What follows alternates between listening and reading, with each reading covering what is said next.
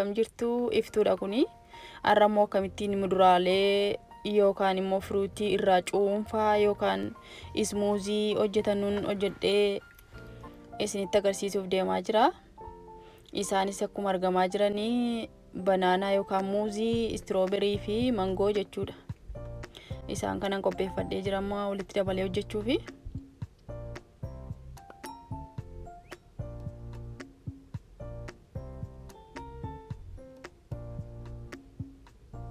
Amma kallattii maanii miiceenanii gara hojii isaatiitti deema.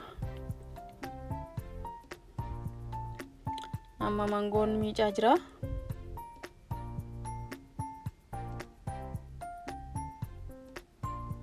Itti dabalees immoo banaanaa yookaan muuzii miicuutti jira.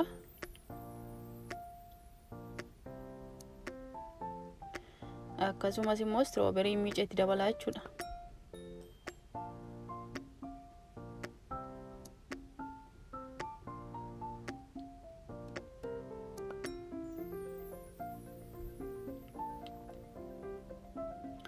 Amma erga miicee raawwadhee booddee kallattii maanii gara murmuruuttiin deemaa jechuudha. Amma erga gilaavii koo godhadhee booddee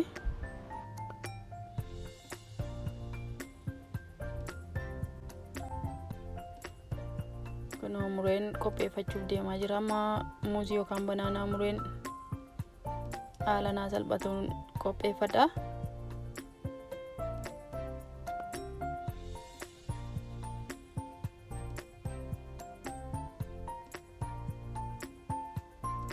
Erga akkasitti muree raawwadhee booddee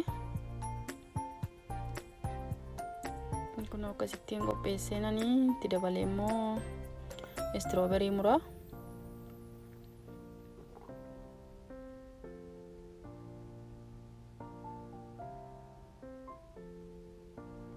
Istirooberii akkasittiin mureera.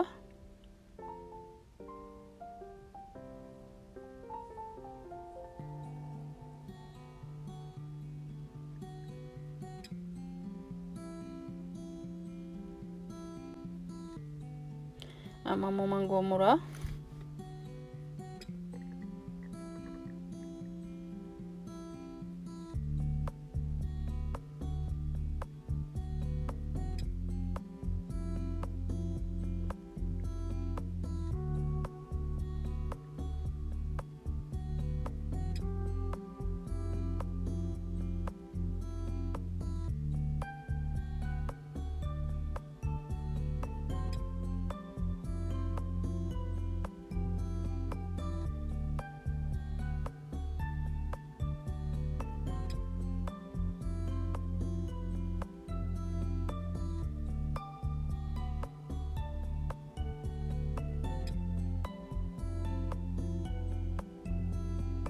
Mangoos akkasittiin erga muree qopheessee booddee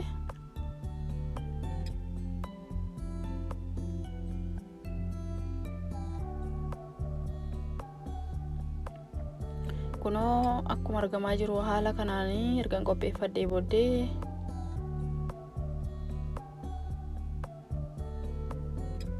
nan daakaa.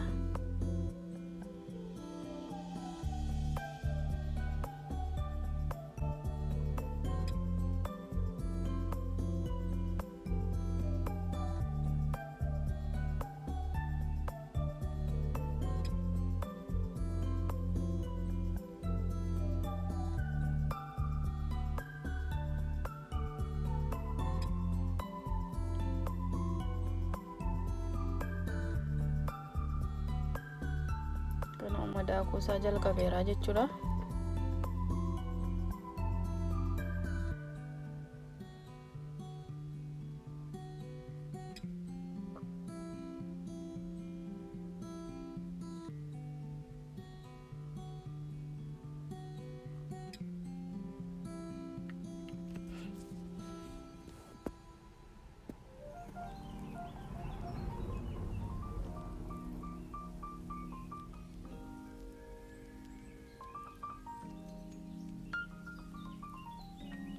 Amma kunoo daakuun isaa ga'eera.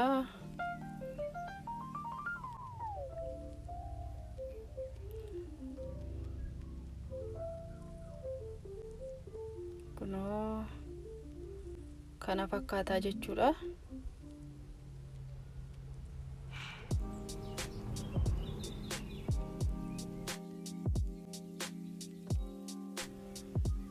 burcuqqootti yookaan qodaatti dhugamutti buuseen qopheessaa jechuudha.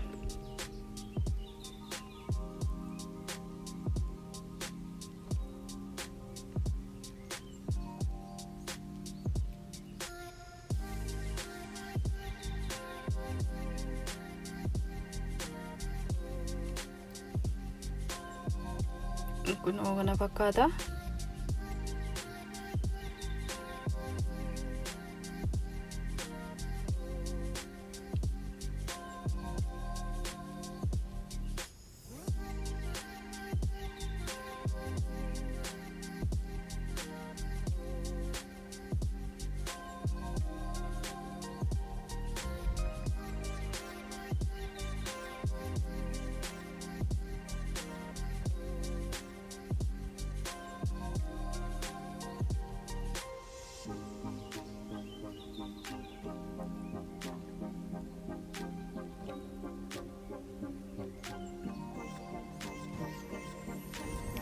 Akkuma mul'atu qophaa'eera kunoo.